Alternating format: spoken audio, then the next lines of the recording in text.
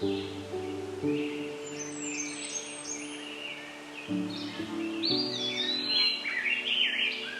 passion started well before I was a teenager. I think I was maybe 9 or so. My parents allowed me to grow vegetables in their backyard using the compost that was being produced at our home. And I remember at one point, it was so much for our family to consume, and we shared some of it with our neighbors. And then I think it started from there and hasn't stopped really. Also, when I had a child, it sort of intensified. It was around that time, 2008. I decided that, I'm responsible for this little human being, so I must give her the nutrition that she requires. So, basically I started to grow the food, and then the surplus we started to sell in the open market like Bauleni and Soweto. Currently we have 12 employees.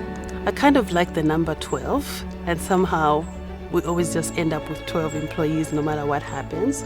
But we have fantastic 12 employees at the moment. Yachinja life yanga maningi chabe kwambira kuli ine na kupana wanga chifani kalibobwera pano mwene zoonekera sinezooneka munga ni muntu kupameso ya vanhu, but bwene nabwera pano vintu vambiri vachinja ku life yanga. 1, healthy ku family kwanga, aliposo 2 ini yanithandiza mkhani ya ndrama. Everything is natural. We don't use any synthetic fertilizers whatsoever. The most fundamental part of this whole process is soil health, promoting the soil health. So this is what our farm is, like a model farm. We're just using very simple technologies that don't need a lot of capital, to be honest. It's just smart thinking, and I think this is the future for Africa, for farming.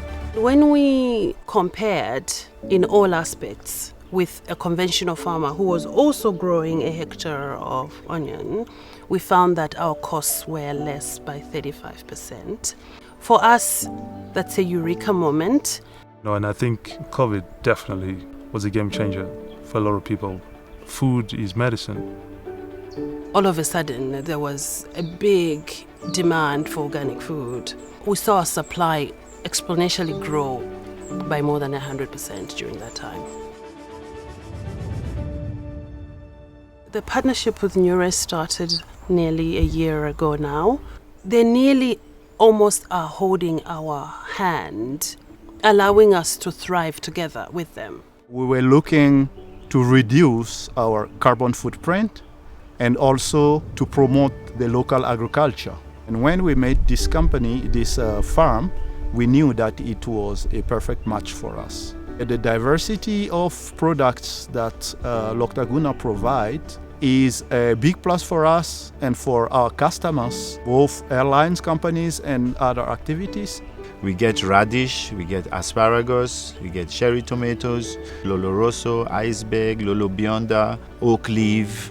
The farm vegetables are now being served on flights across the continent and even outside the continent, providing a healthy and sustainable alternative to the processed foods typically served on the airplanes. Organic agriculture definitely is the future of the humanity. By promoting organic farming, we are contributing to a healthier and more sustainable future for all. We hope we can continue this strategic partnership with Loctaguna for many years to come. Our dream, I think, is to have more farmers. And we hope that, we're going to have like hundreds, thousands of Loctagunas. You can do this in a township. You can do this in a small farm.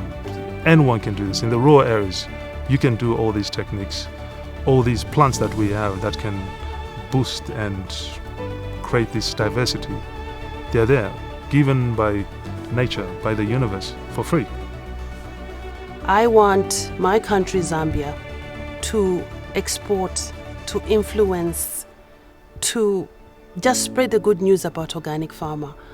I also want, for once, Zambia to be in the news for the right reasons. I want to look around me and see communities thriving. I want to look around me and see garbage being turned into compost. I want garbage to create jobs for a country that is grappling with about 70% unemployment. We're doing it here at Loctaguna Organics. And that means that it can be done at any scale.